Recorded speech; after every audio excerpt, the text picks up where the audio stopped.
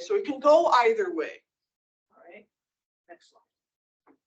And so we're always trying to find this balance when we are trying to decongest our patients. Okay, and we have to figure out, is today the day we're going to help the ailing heart, or are we going to be nice to the failing kidneys? Next slide. Everything comes down to anatomy and physiology. Everything. Doesn't matter the disease.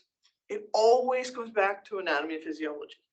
All right. So we know we have coronary arteries, we've got valves, we've got the electrical system, and we've got the actual cardiac muscle. You can click through each of these. Okay. And each of these plays a role in the dysfunction, right? So where on this is the level of dysfunction.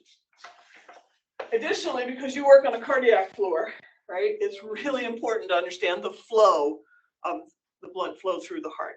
So we know all venous blood comes back to the right atrium, right? All venous blood, whether it's coming from the IVC or the SVC, right?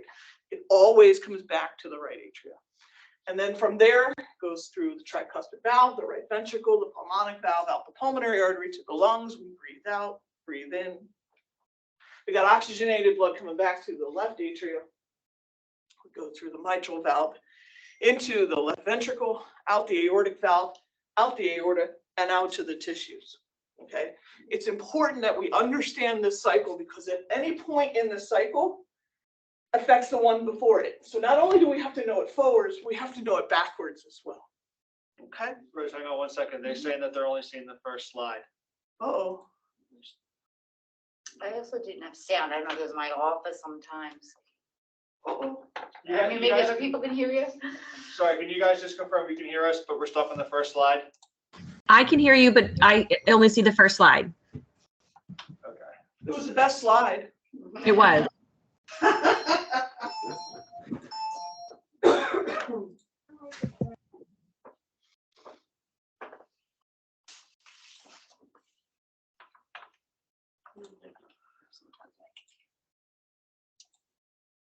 All right. Can you see this? Okay, I see that now. I see slide number 7. Slide number 7. So I'm going to go full screen. You can still see it. I still see slide number 7. Okay. All right. We should be good. We'll say. Okay. Thank you. Okay. So 100 years ago, when I was in paramedic school, we had to know this. And there were 44, 45 of us in the class. And we had a quiz on it on a Saturday morning. And we had to put it in order, exactly the order, based on where the little red blood cell was. So as I'm a little red blood cell and I'm in a vein in the thigh, where do I go next? And all 40 some odd of us had to get it right at the same time, or we had that quiz again the following week. So we went through this quiz 4 different times. And you couldn't just memorize it, because every week the blood cell started in a different spot. So the following week, little red blood cell was in the left atrium. Where do you go next? So we had to know this. Okay. So I encourage you to learn this and know this. Next slide.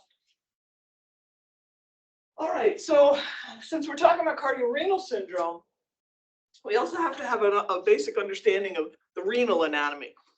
Okay.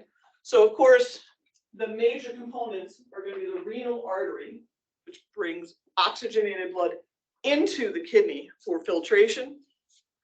All right, next click. Inside the kidney, we have the major calyx, which is the collecting platform for where the urine out of filtration starts collecting, start coming down into the ureter and down into the bladder. Sorry, they're having trouble. For some reason, they're not. The slides aren't advancing for them. Okay, well then we are going to have a problem.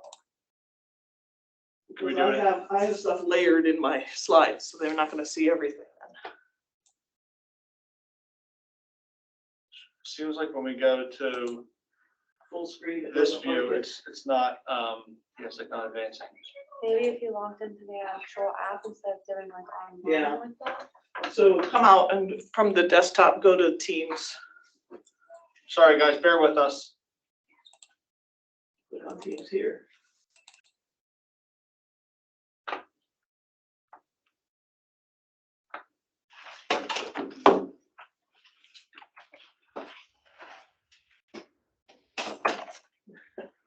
keyboard. Yeah.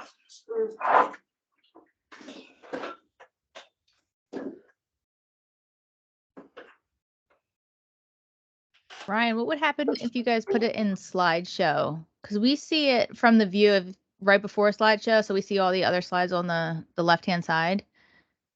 Yeah, I think that was the issue when we put it in slideshow. It was advancing in the room, but it doesn't sound like it was moving forward for you guys. Got it.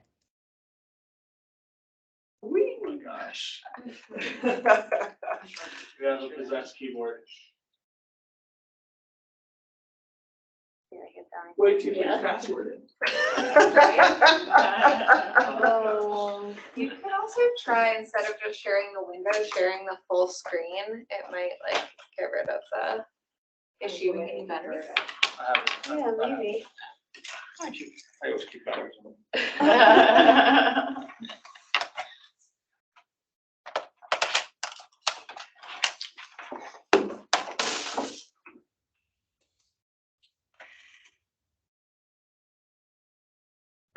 I'll fix it. The keyboard.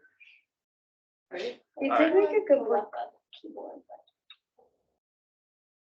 I don't want to do that.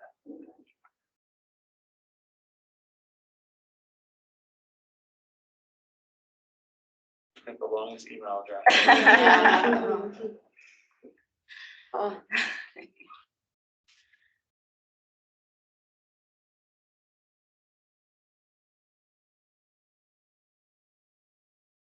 Oh my This is god. painful. Might have to show, we won't look.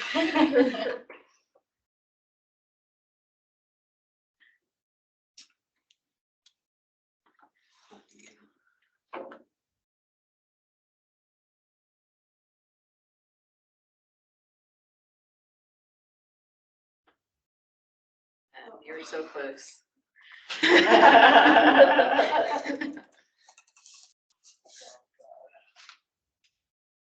If this doesn't work though, I do feel like you might be right, that you could share the whole screen instead of just sharing that window, because if they see that window, they're not gonna see it when you make it full screen. Sorry, I understand what you're trying to tell me. Oh my gosh. Go back to the web. Yeah. And then here, instead of, so when you go to the share screen options, Yeah, stop share. and now this again, and now just do your whole screen share, Yeah. the first option there. Yeah. Desktop window. That's what I was doing. And then. And then Yeah, entire just leave the screen. entire screen, Okay. don't Yeah. do the window. Got it. Maybe. We'll Yeah, just do this ours. and we'll see how that works. All right. Can you guys see this slide? Renal anatomy. Yes, All right. I'm going to advance and you can see this just moving. I see it. All right. Yay. Great. Yay. Okay. All right. Thank you. Thank you. All right, so again, the inside of the kidney is pretty important. So anything with the kidney is nothing but a big filter, right? Blood goes in, does its job, urine gets made. No blood in, no urine out, okay? So the major components are we have the renal artery, we have the minor and major calyx, which collects all the urine and brings it down to the bladder, and then of course the mighty nephron. One click. All right, this is where all the business, this is the business action of the kidney. All right, so this is where we target a lot of our medications are targeting this section, and there are like 1 billion of these inside of each kidney. Okay, so the physiology of this is absolutely fascinating. Next slide.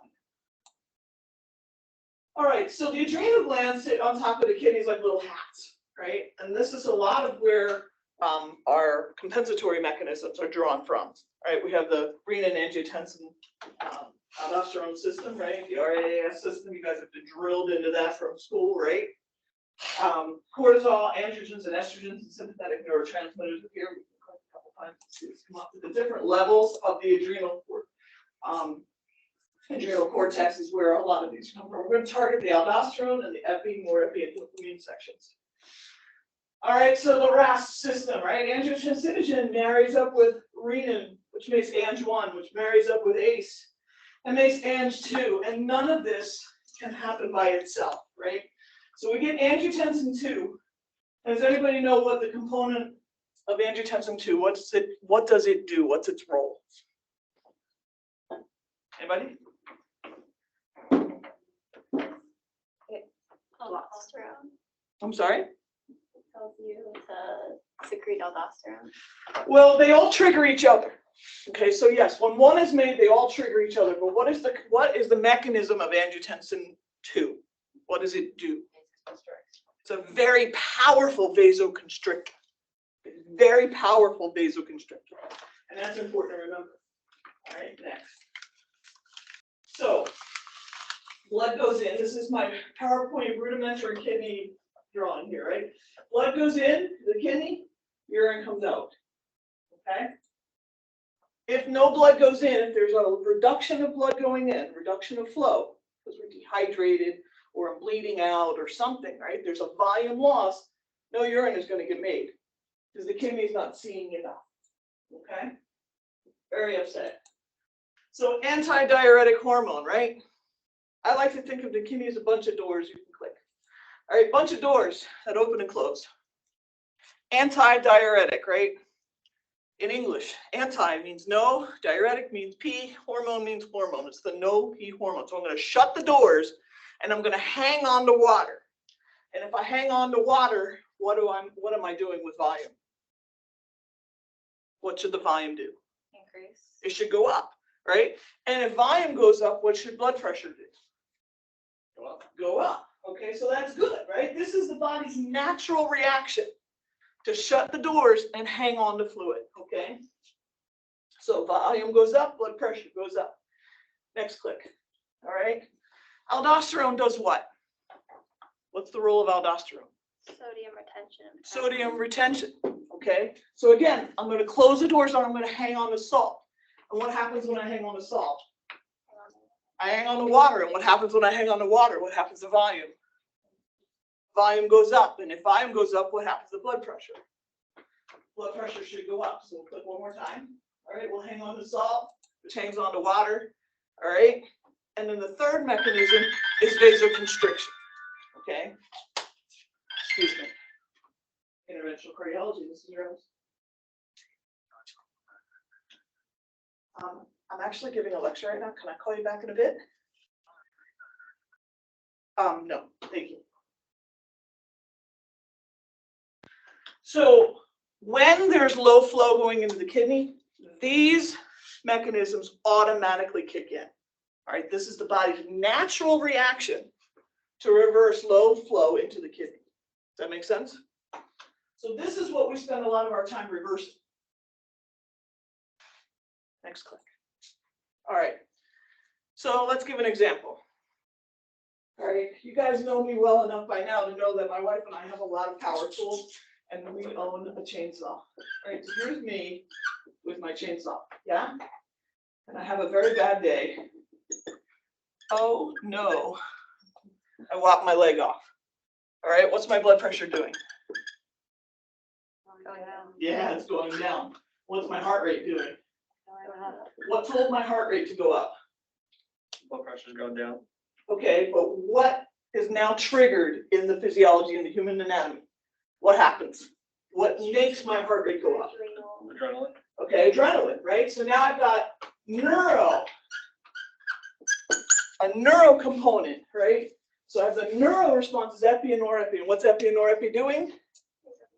Vasoconstricting as well as increasing heart rate, right? So now I'm trying to rectify this drop in volume, okay? Well, again, nothing happens by itself. So this is the immediate response.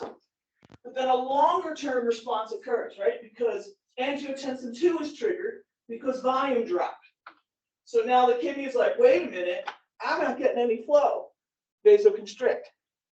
That triggers ADH. Wait a minute, we have no flow. Let's hang on to water. So I'm going to close the doors. All right. Wait a minute, I better hang on to salt too while I'm at it. Okay.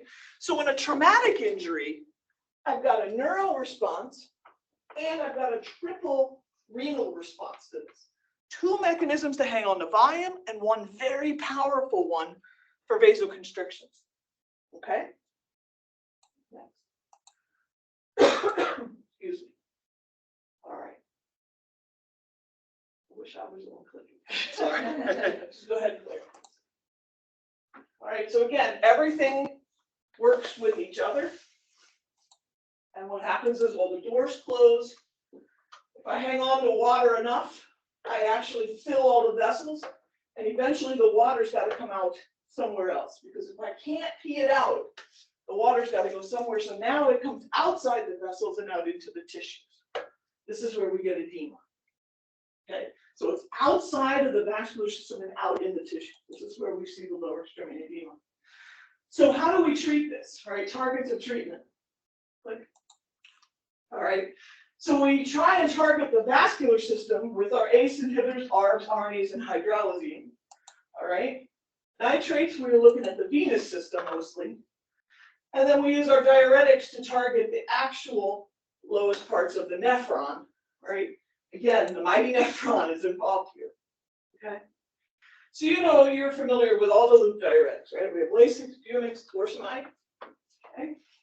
Works at the loop of Henle, releases the water. So I come at the kidney, all right? They're all shut down, all the doors are closed. We give the diuretic swims in there and says, I know, but open the doors anyway, okay? Let the water out, okay? Loops work at the loop of Henle. The thiazides work at the distal convolutus, so on the other side of the loop, right, on its way out.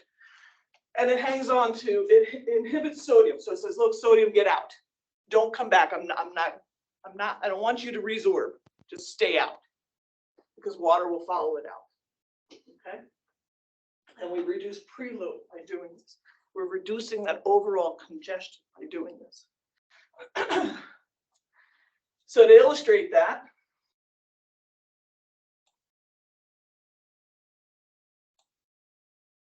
throw the diuretic in, open the doors, and let the water out. It was a cooler slide than that. It went a little too fast for me, but it was actually a really cool slide. I spent a lot of time making these slides. All right. So aldosterone, right? Or aldactone or plerinone, right? These are the ones that we use the most. We're releasing sodium out. So it's like open the doors, let the sodium out so the water will follow it, all right? So these are two mechanisms that we use to try and release water. Click. All right, and now we're talking about the ACE inhibitors. All right, lisinopril, the pril family, lisinopril, enalapril, captopril. It intercepts ACE and prevents it from turning into angiotensin II. That's how these meds work. And the same with the angiotensin receptor blockers, right? It intercepts angiotensinogen and prevents it from turning into Ang2, okay? We'll talk about ARNI in a minute. All right, so here's how the math works, right? Ang1 meets up with ACE, angiotensin II is what's vasoconstricting, but I'm gonna use lisinopril, it's gonna marry ACE, and then I can't get Ang2 because these two are bound together, okay? Same with valsartan. Valsartan marries up with angiotensin 1, preventing me from getting to Ang2. So how do the ARNIs work? All right, this is our newest one, the Entresto. So this is your normal size PowerPoint heart, right? Right atria, left atria, right ventricle, left ventricle, and now they're swollen, they're stretched. When they stretch, the atria release ANP, and the ventricles release BNP. And that leads to, all right, it inhibits sodium.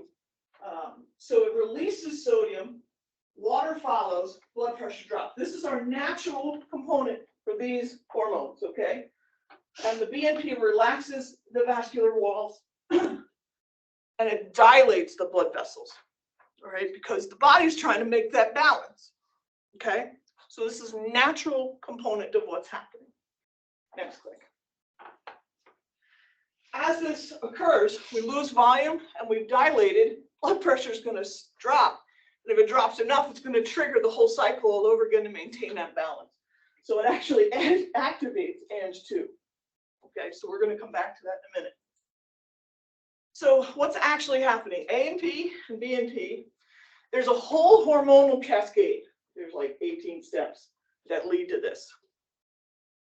And neprilysin is another enzyme that actually degrades this process. All right, so by degrading this process, I actually don't get this occurring. Okay. So they decided, let's try sacubitril. And we use sacubitril, that'll block the neprilysin from getting there. And it will give me better hormonal response to achieve this outcome. Okay? So now I actually can have that happen. Does that make sense? But again, eventually the blood pressure is going to drop as a result of this. And it's going to trigger this. So that's when we get the valsartan part of it. That's why these two drugs are married together, to mitigate this drop. Does that make sense? So I'm blocking the hormonal degradation of the neprilysin, and I'm also dropping the cycle of the drop in blood pressure that will come as a result of that. So I'm blocking both pathways with this medicine. Pretty cool, huh? Next.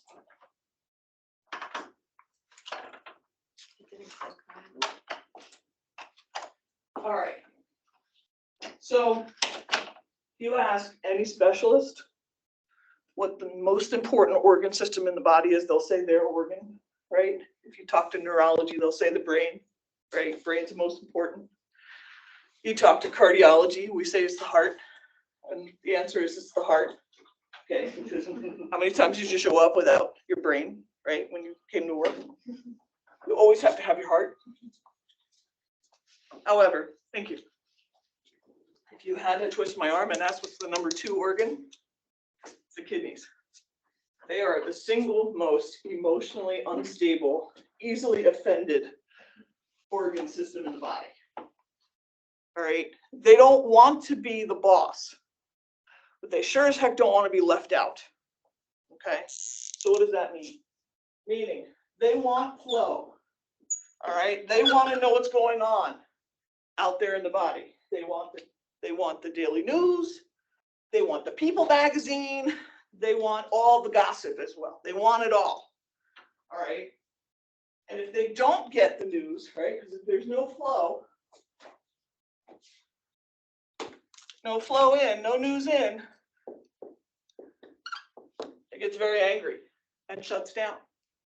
All right, conversely, if you make it work too hard and make it do all the work, it gets upset and shuts down. So it doesn't want to be the boss to be responsible for everything, but it doesn't want to be left out either. So again, it's trying to find that balance. Okay. So heart failure, as you've probably heard me describe this before, I like to think of heart failure as the 4 chambers of your heart are like the 4 tires on your car. Okay, going along doing just fine till you get a flat tire. And before it's too long, you end up overloaded, right? Because there's these people walking along carrying their luggage to go on vacation. They're like, it's way easier to take a car to the airport and carry all this stuff to the airport, so let's get in. And then before you know it, they're going uphill with a full car on a flat tire. That's how a lot of our patients feel when they come in volume overloaded. And when I've explained this to them, they're like, oh my God, that's exactly how I feel, okay? All right, they're bloated, they're edematous, they're up anywhere from 5 to 100 pounds, right? So how do we fix this equation? Because I can't change this tire. All right, first thing I want to do is offload all excess stuff, all right? So there's our diuretics. This is how we're going to start unloading this sick heart, okay? I want to get off the hill. I want to stay on flat ground. Now, I don't want to go too low. I don't want to end up going downhill. That's not good either. I want to stay on flat ground. So we're going to try and get off this hill. We're going to intentionally bring blood pressure down, okay? Why?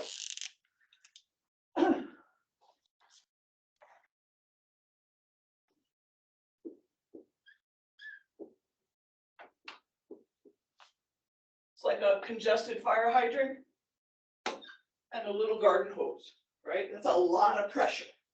So I want to come down. I want this blood pressure down so I don't have to work so hard to push blood out of the heart. Does that make sense? So I want a fire hose on the fire hydrant. I don't want a garden hose, okay? So these are some of the medicines that we use for that. Do I want to go fast or slow on a flat tire? Slow. This is where our beta blockers come in. Okay? I want to go slow. I don't want to work hard. All right, one click. So those are our beta blockers. Now, the caveat to beta blockers. They are negative inotropes. Okay? Negative inotropes. One more. Now, we get to a point where we've done all of this and it's still not enough, then we got to get behind the car and push. And that's our inotropes. Okay? When we start inotropes, right? Inotropy is more force. And I just said that the beta blockers are negative inotropes. You'll see us either half the high dose of a beta blocker that they're on or hold it altogether. Because if I have to push this car, I don't want someone standing on the brake. Does that make sense? So we may end up holding these initially until we get them close to euvolemic and then add it on again later. Okay, does that make sense? I'm trying to clue in on some of the strategies of why we do what we do. Okay. All right, so we're going to the shore. 67-year-old male with an EF of 20%, dry weight 220 pounds. Baseline creatinine is 1.3. Home medicines, Lasix, lisinopril, imitope. Comes into the ER with 3 days of shortness of breath, lower extremity swelling. You know, he missed a few of his meds because didn't want to have to stop every 10 feet on the Atlantic City Expressway to pee, right? Then he got down there and he had the pretzels and he had the hoagies and he was on vacation, right? The chips, dip. And of course he wasn't sleeping well because he's probably up late. His weight, baseline was 220, is 240. Afebrile, blood pressure is 128/84, statin 98%, heart rate 68. On exam, elevated JVP at about 15. There's some faint crackles in the lung basis. He's got some abdominal bloating. He's got pitting edema to his knees, but he's warm and dry. Okay. Chest X-ray shows some pulmonary edema. Sodium's okay. Potassium's okay. Creatinine's elevated because, again, his baseline is 1.3. And he may be a little anemic.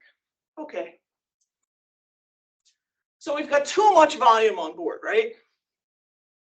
So we also have a mild AKI.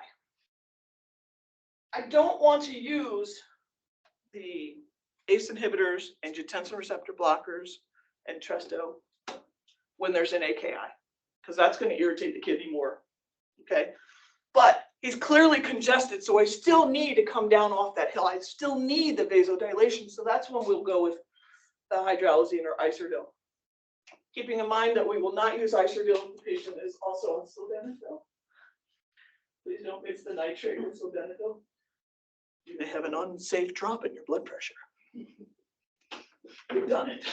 We've actually done it. Sent someone to the ICU twice in the 14 years I've been here. All right, so we're going to diurese, yeah, offload the volume. All right, we're going to dilate with the hydralazine and a nitrate combination, and we're going to see what happens next. Okay.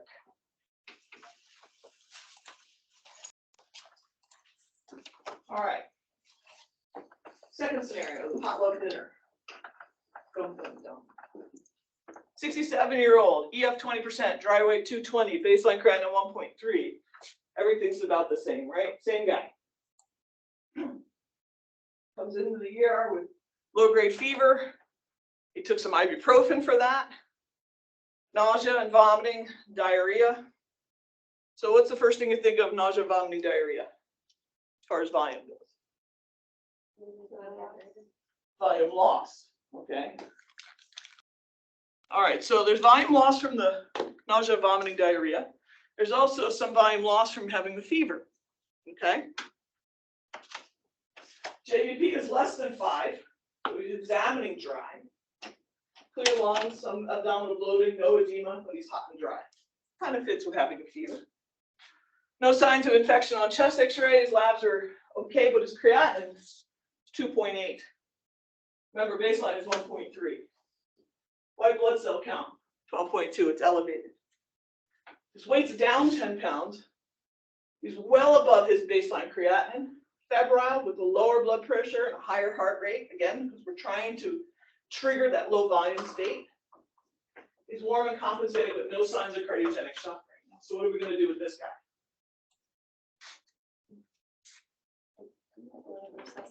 Yeah, we're gonna probably hold some of his meds and give him fluid, right? So we'd hold his diuretics, we'd hold his ACE inhibitor, all right? Give some fluids. Later, we can add this stuff back when things normalize. Okay. If his pressure remains low, then we might have to use a pressor to help bring his blood pressure up. All right, scenario number 3, baby, it's cold outside. Same guy, 67, EF 20%, dry weight 220, baseline creatinine 1.3, same meds. Comes in with 3 days of shortness of breath and missed a few of his medications, the storm, and then he was out shoveling snow, and he injured his back, and he took some ibuprofen, and maybe he had some soup because it was cold outside, right? And he's had some orthodoxy. So what's the problem with the ibuprofen? Yeah, so, all right, NSAIDs get filtered through the kidney. That's where they get cleared. So any toxin that goes into the kidney, because there's 3 ways you insult the kidney. Not enough volume in, unable to get volume out. So if there's a blockage on the outbound side, and if you take off all those little nephrons on the inside and injure them. Okay, NSAIDs can do that. What else can do that? Sorry. Do they raise your blood pressure, or can they elevate blood pressure? As a result of all of this, yes. Okay. So it's that cascading effect of being ticked off that sets the whole cascade of the internal hormones, the natural hormones in our body to do that. Yes. Okay. So what else? What other insults can there be on the inside of the kidney other than NSAIDs? Iodine contrast. Sure, contrast. What else? Sometimes diuretics. Sometimes diuretics. What else?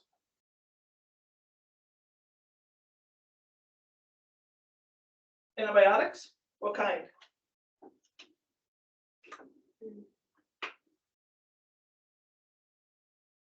We're always worrying about renally dosing them. Is it Vanco, levofloxacin, Bactrim. That's why we'll change some of our transplant patients to atovaquone. Okay. So any of them and 100 other kinds of meds that irritate the kidneys. Okay. That's why we're always looking at the creatinine in the morning, and we're looking at what they're on that day and decide whether or not we need to hold medicines based on their labs. Okay. So weight is up. Creatinine is well above baseline. This creatinine is 3.1. Sodium is down. White blood cells are okay. Hemoglobin's on the anemic side, we're below 8. Exam is consistent with volume overload. He is cool and showing signs of low output heart rate. So there's warm and wet and cold and wet. So what do I mean by that? Someone who's congested and their weight is up and they have volume up, their neck veins are up to here, okay? Edema up to here. You touch their extremities and they're warm, they're still compensating. They come in and you touch their extremities and they're cold, they're in cardiogenic shock. They're going to have a low cardiac index. Okay, there's a good chance they're going to come back with a swan. Okay, all right. So cold and wet is a very, very dangerous place to be.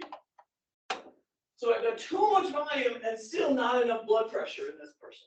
Okay, so in order to try and break through all of this and get them going, we may do high dose boluses. You've seen some obnoxious dose meds that we have given over the years, right? 6 of Bumix 3 times a day, right? We may have to go to a diuretic drip, which kind of soaks the kidney in it, low and slow all day long, okay? And we'll give boluses on top of that. And we'll give the booster on top of that, okay? Again, we can only use these medicines once the AKI resolves, so I'm going to have to use hydralazine and or nitrates for vasodilation and afterload reduction purposes. Okay, I can't just ignore it because the kidneys are upset and the medicines I can do to fix it are going to upset it further. All right, we still have to address it because this person is very congested. All right, so day 1, they came in, their weight was 240. We aggressively diuresed them, weight is trending downward, and we see a paradoxical drop. So a lot of people in healthcare say, oh my God, creatinine is high, don't give the diuretic, you don't want to upset the kidney. And that is true if they are dry, right? So the person that's febrile and has no volume from the diarrhea, right? We give a diuretic and that person, yeah, that creatinine is going to go even higher, and that's dangerous. But if their creatinine is high because they're congested, we want the diuretic. That's the time to give it. And we'll actually start seeing a paradoxical drop in the creatinine. So how does that happen? How can you have a creatinine go up so high when they're congested, right? Because the whole point is if there's blood flow in, I should be able to get urine out, right? It makes sense that way. But if I'm congested, all the way congested, I don't know about you girls. I didn't go out to the clubs very often, but on TV, when they see those bouncer guys at the door and the line down the block, and they say, yeah, you're pretty, you go in, and they look at me and say, no, not you, and then they say, yeah, you guys go in, you guys are cool, go in, right? Everybody's in the club, and you're like, yeah, I got in the club. And you get in the club, and it's so packed in there, you can't even move.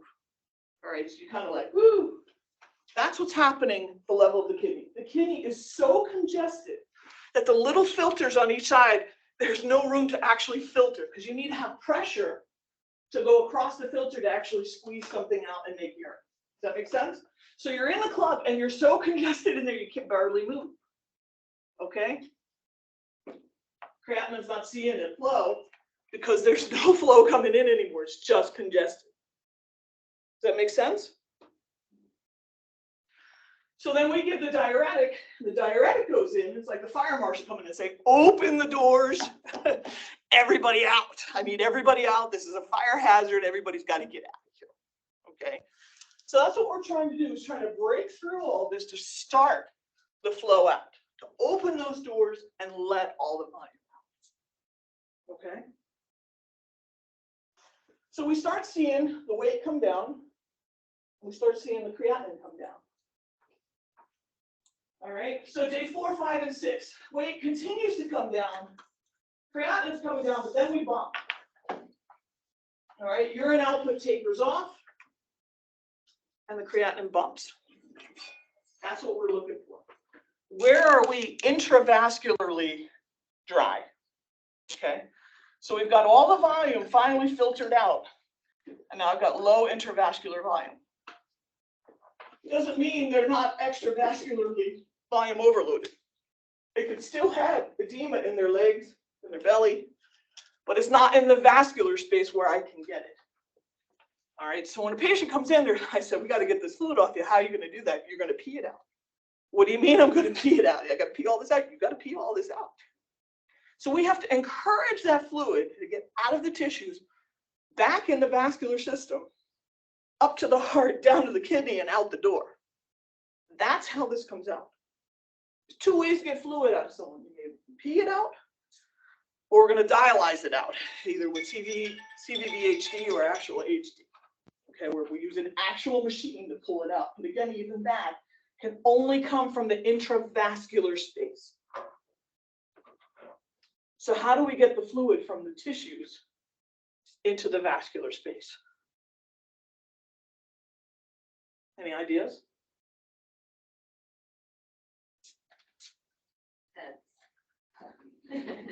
Yes, I'm a big fan of TED hose. Big fan. All right. There's actually 2 ways. TED hose is one of them. What's the other way?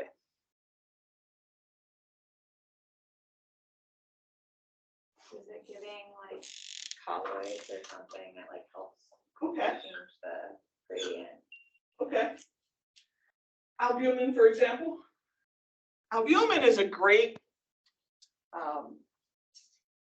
osmotic effect, but it just disappears so quickly.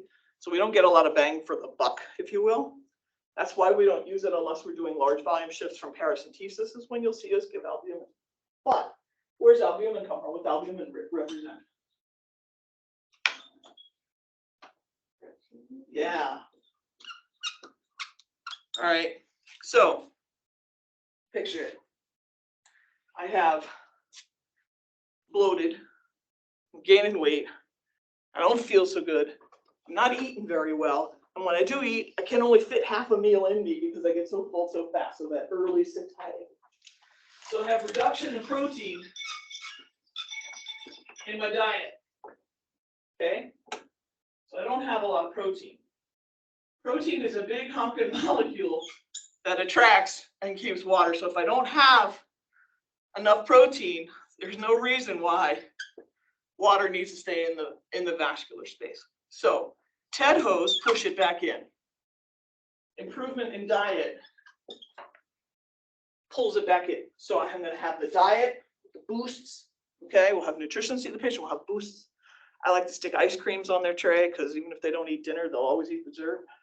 Jello. Okay, anything that's high in protein. The milkshakes. All right.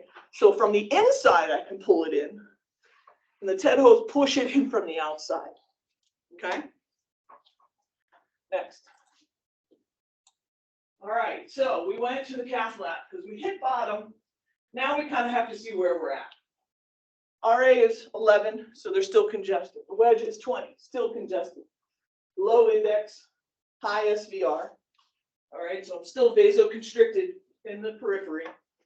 Okay, I have high left-sided pressures. I have high vascular resistance, and I have low cardiac output and low cardiac index. So what are we going to do about this?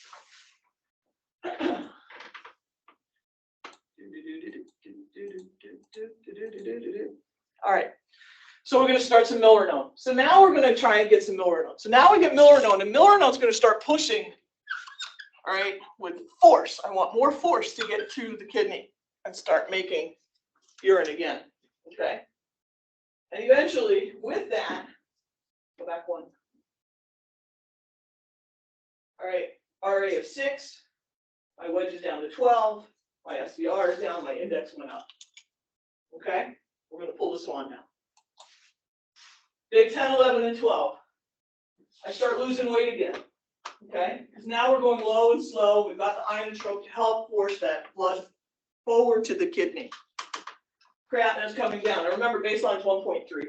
Okay, so we're getting there. All right. Got a little bit of an ACE on. All right, added a little bit of an ACE now that we've got a better creatinine. I can safely start the ACE again. Next. So, day 13, we're at this almost 2 weeks now, this patient. Feels a little off, low grade, flirting with a fever, but not quite, right? Not quite triple digit, right? Lower blood pressures, or what we call soft blood pressures, right? Looks kind of punky, but you can't really find an infectious source. White blood cells are not dangerously high, but they're higher than they were the last couple of days. We're starting to see a little bit of a white count. Creatinine is bumping from 1.7 to 1.9, and we're going to hold the enalapril, hold the diuretic, and we're going to send it. Okay? Next day, he feels terrible. Now he's febrile. Lower blood pressure. Looks terrible. He feels. White blood cells are even higher. Creatinine is even higher. No growth on the cultures yet. And now we're going to go and try and figure out what's going on here. Okay? Started the antibiotics empirically. We still have no sign of infectious source. Blood pressure improves. The creatinine improves. White blood cells are going down. That improves. All right. And we finally get ourselves back. So here we have someone who is in cardiogenic shock, complicated by septic shock, right? So when you're looking at the labs and you see these little trends, right, in the last 3 days, you know that white count, still not in the red zone yet, but it's a little higher than it was yesterday. It was a little higher than it was yesterday. Is there a UTI? Is there a little bit of a cellulitis going on? Is there a phlebitis going on? Is there a pneumonia brewing? Is there a wound that we don't know about that's brewing, right? These are the things that we have to worry about, okay? Is there a bacteremia? So we'll get cultures to send that off, okay?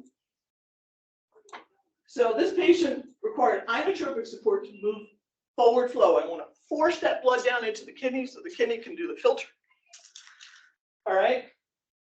It also aided in getting the patient closer to euvolemia. And then this pendulum swung the other way, all right? And he vasodilated from sepsis. All right, so now we've got to back off everything. So we'll see, we'll get phone calls from you guys saying, their blood pressure is really low, you need to come see the patient. We got to move the patient down the hall, we got to go down to the unit, got to go to the unit, but there's no bed in the unit. So you know there's no bed in the unit, so you know we're going to have to stay there with them all day long because you guys got 3 other patients and we've got 8 other patients, but we got to take care of this patient, right? And we have no bed, but we got to do all this stuff, right? So we got, oh my God, they're waiting, but the pressure's low. I know the pressure's low, you know, and we go through this whole song and dance, right? So it's finding this balance between cardiogenic shock and the septic shock, between the heart and the kidneys. When they're septic, we got to worry about this. So we may have to give them fluid. After all of this that we spent for the last 2 weeks getting fluid off them, we may actually have to give them fluid. They may need pressors. We may need to back off the milrinone. Milrinone is also a vasodilator. All right, so it may not be the right drug at this point. We may have to back off of that and add pressors on if they're really sick. Okay, they go down the hall. They spend 3 days down there. They get them out of septic shock. They come back to us. Why are they 15 pounds up? Because of all this resuscitative events, and we've got to start this cycle all over again and take the same 15 pounds back off of them and start this cycle all over again. Does that make sense? How this plays out? So we're trying to always keep the peace. That's what we're trying to do here. And understanding the physiology of what's going on is the key to all of this. So we want to favor the heart and encourage the kidney to do its job. And other times we have to be nice to the kidneys and say, okay, you got to hang in there, heart, for another day or so. We got to take care of the kidneys today. It's always this struggle, okay? But it takes the whole team. And that's why you guys play such an important role in all of this, because you're at the bedside. You see the lab sometimes before we do. And you'll call me in the morning or you send a text, should I hold the ACE inhibitor today? Should I hold Entresto today? I saw their creatinine went up. Should I hold it today because their blood pressure is a little softer? All right. You guys are the front lines sometimes before we can see the data, because we work our way down the list of our patients and might not get to them. Okay. So it's really critical you understand the physiology involved so that you can kind of anticipate the questions to ask, the things to do. All right. When to hold meds, when it's time to give the meds. All right. Any questions? Any questions from the virtual world? Beautiful presentation, well understood. I was going to say the same thing, Rose. That was awesome. Thank you so much. I hope it was helpful. Very.